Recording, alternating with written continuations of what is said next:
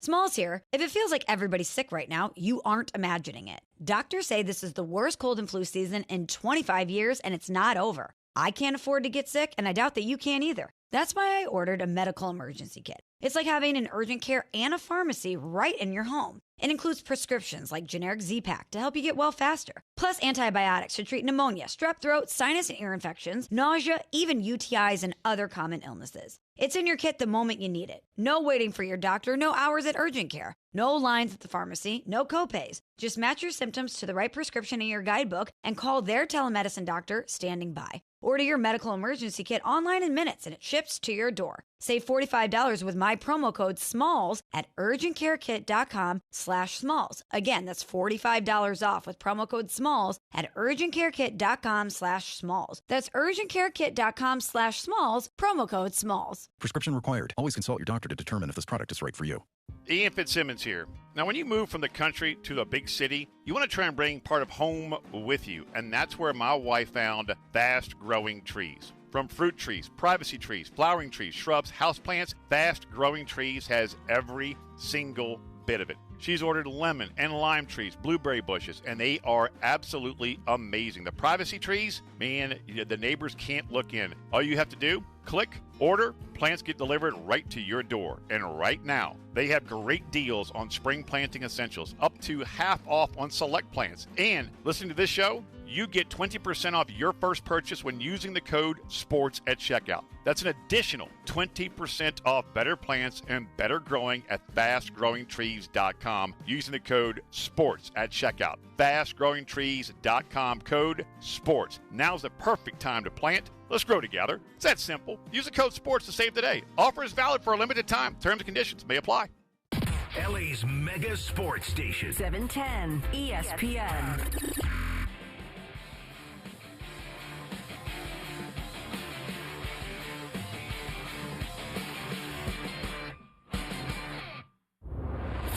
This is SportsCenter all night on ESPN Radio and on the ESPN app.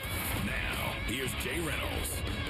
SportsCenter all night, taking you to 6 o'clock Eastern time, as always, on Sportsmanlike with Evan Cohen, Chris Canty, Michelle Smallman, coming your way each weekday morning, 6 to 10 Eastern time here on ESPN Radio.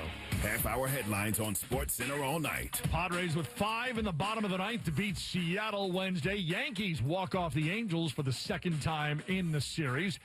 Sixers, Celtics in the first round in the East. That's the 2-7 matchup after Phillies win on Wednesday. The top seed in the West will get either the Suns or the Warriors after Golden State's comeback in the fourth quarter Wednesday. Inbound to Horford.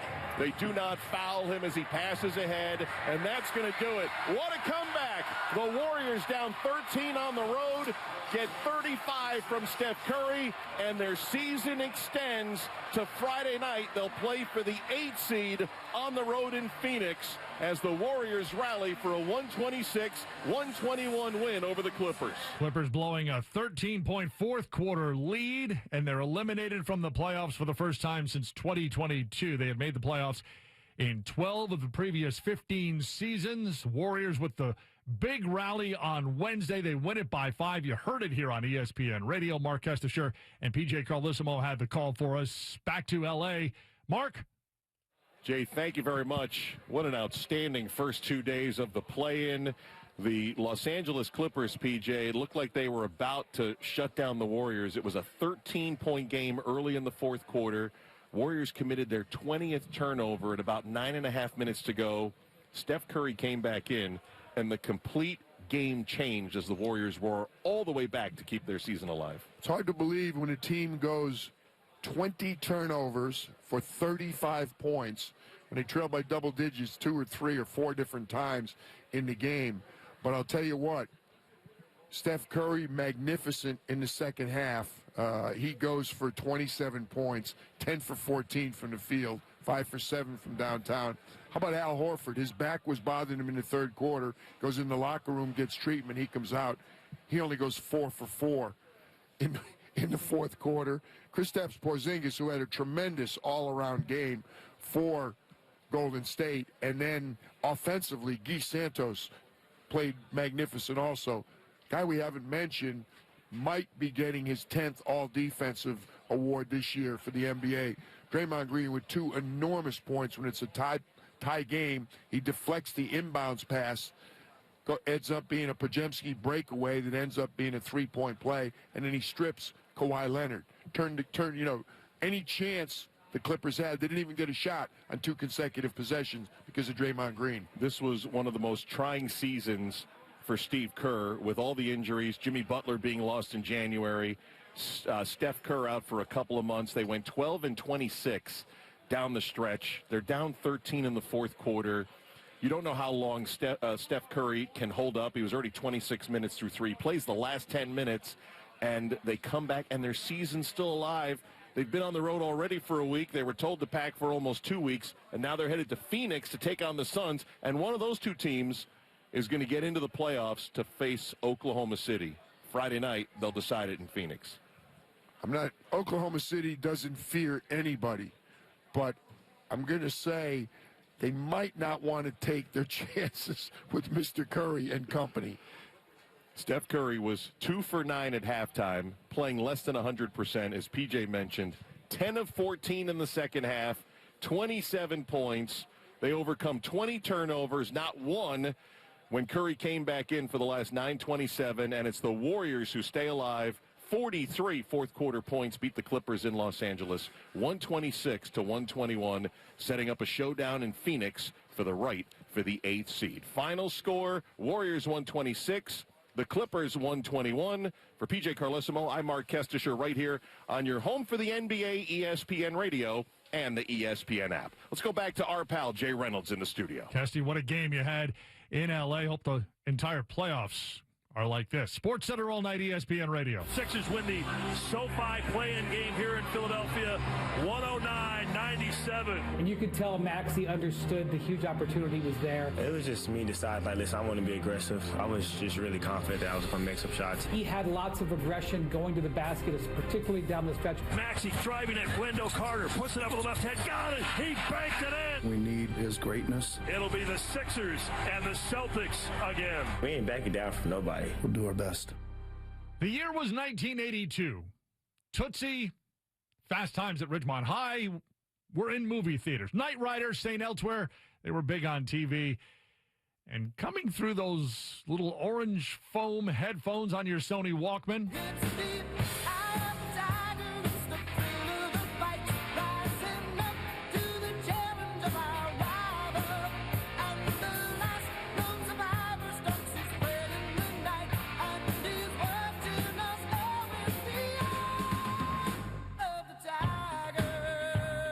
that was 1982, the year the Sixers last beat the Celtics in the postseason. Wednesday, the Sixers beat the Magic to advance to a matchup with Boston in the first round. Philly's last playoff win against the Celtics was in those 1982 Eastern Conference Finals. Sixers coach Nick Nurse. Yeah, I mean, first of all, it'll be a great atmosphere in both arenas. I think that's always a blast. You know, when you got two arenas that are electric with energy and playoff time, you gotta really look forward and enjoy that. Yeah, and we'll do our best. Listen, they're playing great. They've played really great all season. You know, they got a bunch of guys that have been together. I mean, a core group of guys that have been together for a long time through a lot of winning and a lot of deep runs. Tremendous challenge for us. But we'll see if we can go figure something out between now and Sunday. Boston and Orlando split the regular season series 2-2.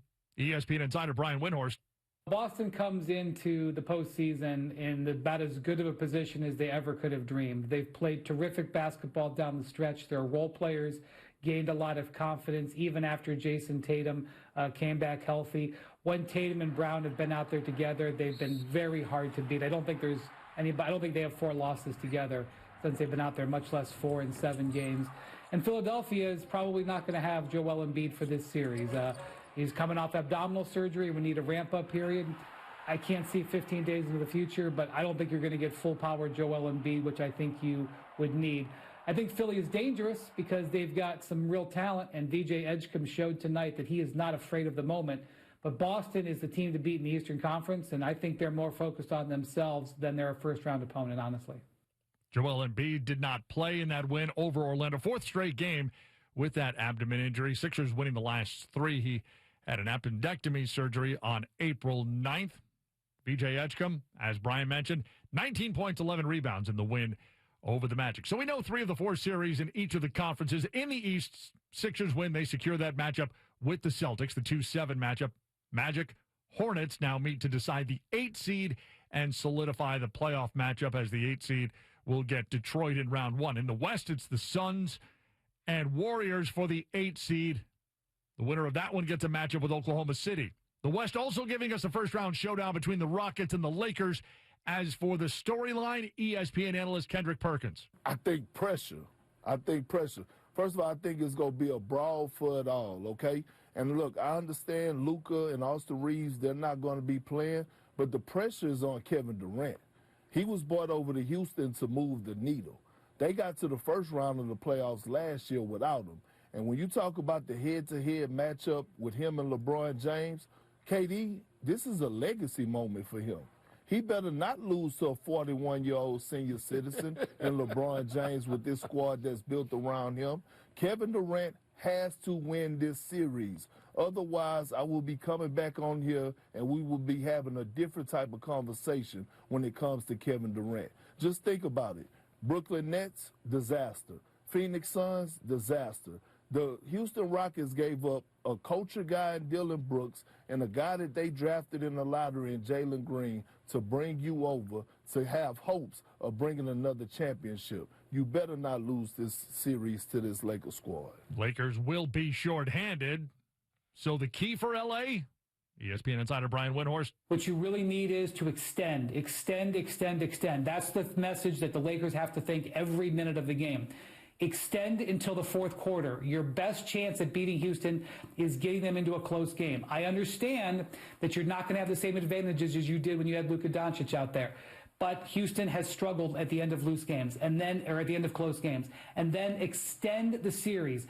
Scrap and claw and figure out how to get it back to Houston 1-1. That way you know you're coming home for a game 5. Extending the series brings the possibility of Reeves and Doncic back in. I do not know how they're going to feel in a week. I don't think anybody does. But the longer the series goes, the reinforcements come into view.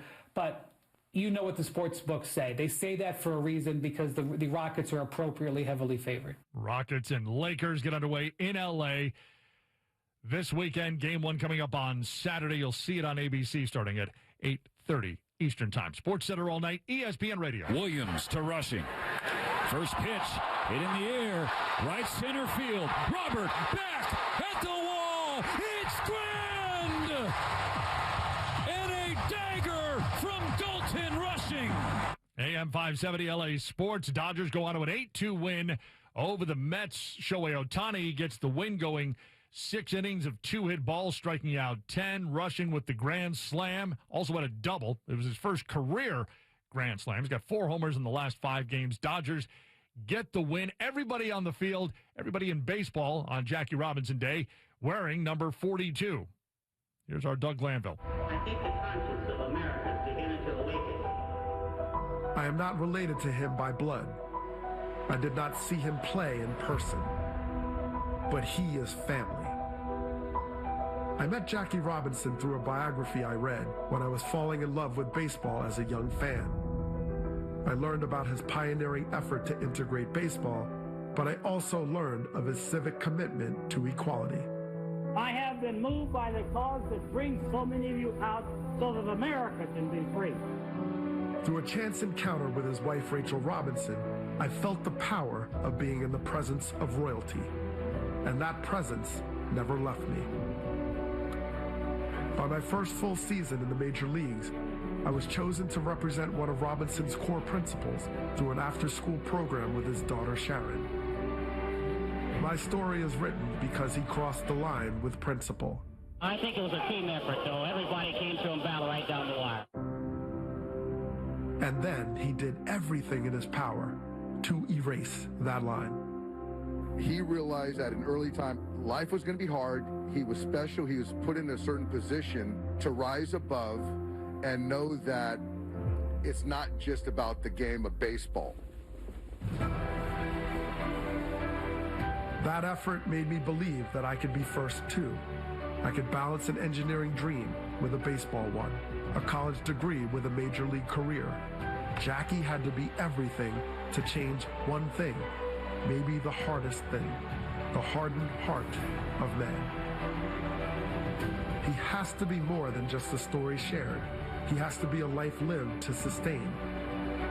You must do more than just tell it. You relive it, embody it. I'm going to be tremendously more pleased and more proud when I look at that third base coaching line one day and see a black face managing in baseball. He was part of a promise our country was struggling to keep. A dream he hoped was just deferred, not simply denied. There's not an American in this country free until every one of us are free. From UCLA to Brooklyn to Washington, D.C., he ran the bases and marched the streets, lighting the way for much more than a life in baseball, but for a life in service to have the greatest impact on others. Now we can all be first, and we can make sure we are never the last. Doug Glanville on Jackie Robinson Day, April 15th, across Major League Baseball. We saw the White Sox fall to the Rays 8-3. Tampa Bay with a 5-game win streak. White Sox, meanwhile, losing again. 11 of their 12 losses this season have been by multiple runs. One-run game between the Athletics and the Rangers. Now here's the 2-1 pitch. The Langoliers swung on, drilled to left, gone. And the A's have the lead. Swung on, gone. A's 4, Rangers 2. Sixth home run of the season for Langoliers as the A's beat the Rangers 6-5. Talk 650 KSTE. Rangers, 5 hits in the game. They fall to 0-4 when having 5 or fewer hits this season. Astros a 3-1 win over the Rockies. Houston with 7 straight home wins. Rockies, meanwhile, fall to 2-10 on the road this season. They're 4-2 at home, but 10 losses now on the road. Well, we heard the home run, and speaking of homers, that's next. SportsCenter All Night continues. It's ESPN Radio. Hey, this is Rich Eisen. Coming up Thursday, 1 week until the NFL draft, and a sleeper running back prospect, Jonah Coleman, joins us. And guess who's in our studio? None other than Saul Goodman himself. From Breaking Bad, Better Call Saul, and his new movie, Normal, actor Bob Odenkirk in person. That's Thursday's edition of The Rich Eisen Show on Disney+, the ESPN app, and ESPN Radio. More SportsCenter All Night, coming up next.